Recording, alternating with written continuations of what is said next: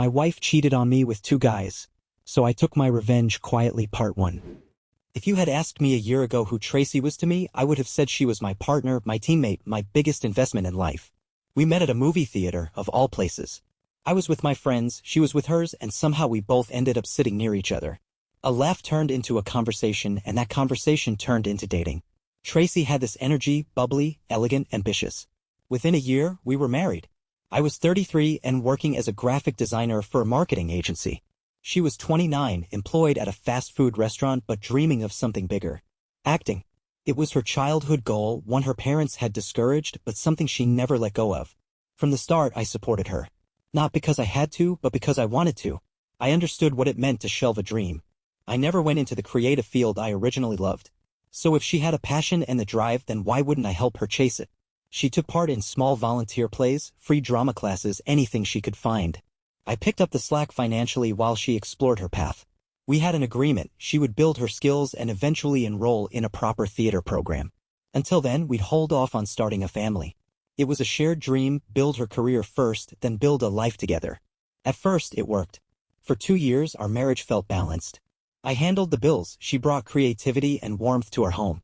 Tracy had this habit of narrating her day like it was a scene from a play. She'd come home after shifts and tell me about her coworkers like they were characters in a sitcom. It was charming. It made the long days feel less draining. Things shifted after she landed her first paid acting gig. It was a weekend play, small theater, small audience, but a real role with real lines. Tracy was ecstatic. I was thrilled for her. Her rehearsals took place every Saturday and Sunday, which meant our weekends were now split. But I told myself it was temporary. That this was progress. For a few weeks, everything remained stable. She'd leave early, come home late, and still share stories about her castmates. I learned everyone's names, personalities, and quirks even though I'd never met them. She was glowing. And for a while, that glow was enough. But then little changes started creeping in. The stories grew shorter. The smiles became more distracted. Our routines felt less like connection and more like check-ins. Tracy began dressing differently, more makeup, tighter clothes, things she never wore before. When I asked about it, she brushed it off. "It's theater fashion," she said. "Everyone dresses like this." I wanted to believe her. I reminded myself that this was her dream. That change was part of the growth. But deep down, a part of me, the part I'd buried under support and patience, began to stir. Something wasn't right, and that was just the beginning. Suspicion doesn't arrive like a warning siren, it creeps in slowly, disguised as a question you can't quite shake. That's how it started with Tracy. A small unease that settled in and refused to leave. She had always been open before. Her phone would buzz on the kitchen counter and she wouldn't even flinch. But lately, it was always in her hand or tucked deep in her pocket. The change was subtle at first. A shifted glance when I entered the room. A quick swipe to close her screen. I noticed, but I didn't say anything. I told myself people deserve space, that trust means not questioning every small thing. But then came the night she came home later than usual. She said it was a rehearsal dinner with her castmates, that it ran longer than expected. Her voice was light, her smile familiar, but something about it felt borrowed. That night, while she slept, I sat awake longer than usual. Something tugged at me. The next day, curiosity turned into action. While she showered, I picked up her phone. I wasn't proud of it, but I needed to know. No obvious texts. No scandalous messages. But in the photo album buried deep were images she hadn't shared with me. A few group selfies, casual. Then one that lingered, Tracy sitting on a couch beside a man I didn't recognize. His hand rested gently on her leg. They looked comfortable. Closer than castmates needed to be. Still, I said nothing. I returned the phone and buried the questions.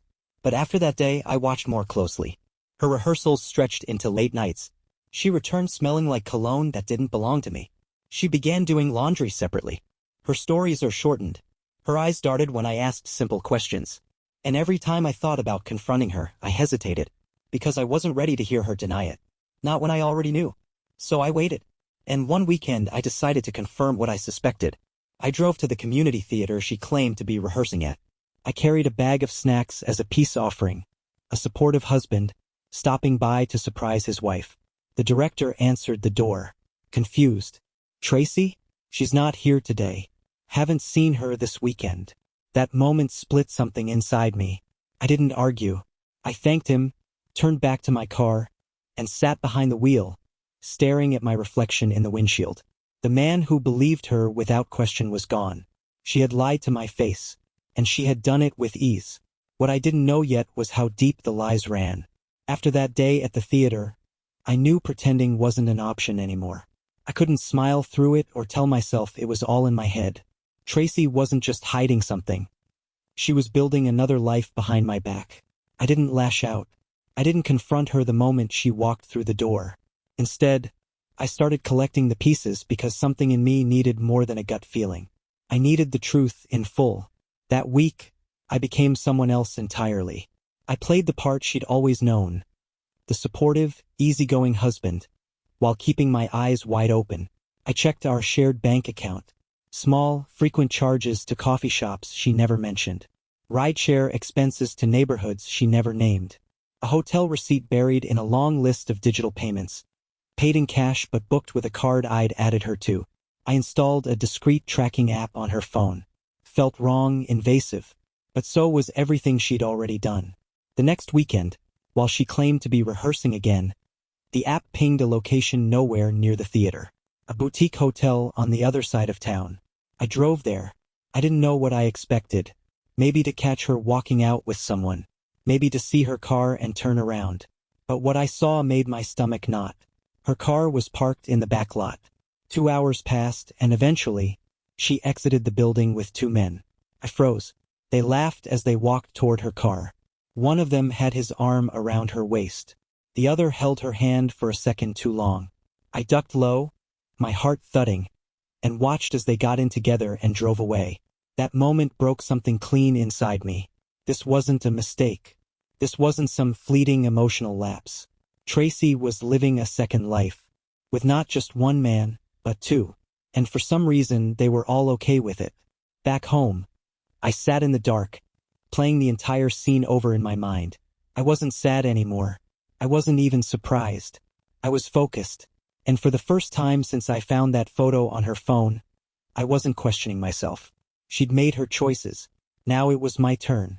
A few days have passed since I watched Tracy walk out of that hotel with those 2 men. And while I haven't said a word to her, everything inside me has changed. The person she thinks I am, the oblivious, trusting husband, is still there in front of her. But that version of me is just a mask now. Underneath it, I've been planning. And I've decided that if she wants to play games, she should know I can play them better. This update is harder to write because I never thought I'd be this person. But here we are. I started small, logged into our shared cloud storage and found backups from her phone she didn't realize were syncing. Messages, photos, notes, all of it. I learned more than I ever wanted to. One of the men, Ethan, wasn't just a fling. He was her scene partner. The other, Mark, had been giving her cash, paying for some of her acting classes under the pretense of being her mentor. I dug deeper. Turns out Ethan has a girlfriend. A long-term one. She had no idea.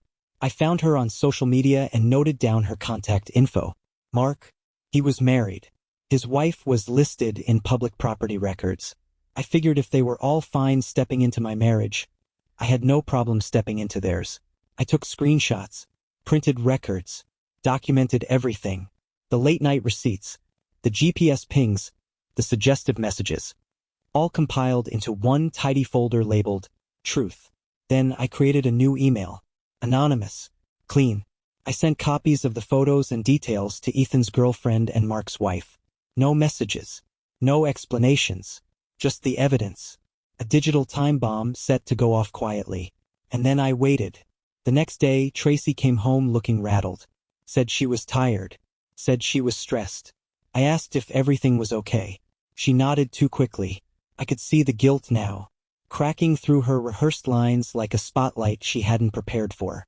That evening, I got a message from an unknown number. Thank you. I had no idea. I'm done with him. It was from Mark's wife. I didn't respond. I didn't need to.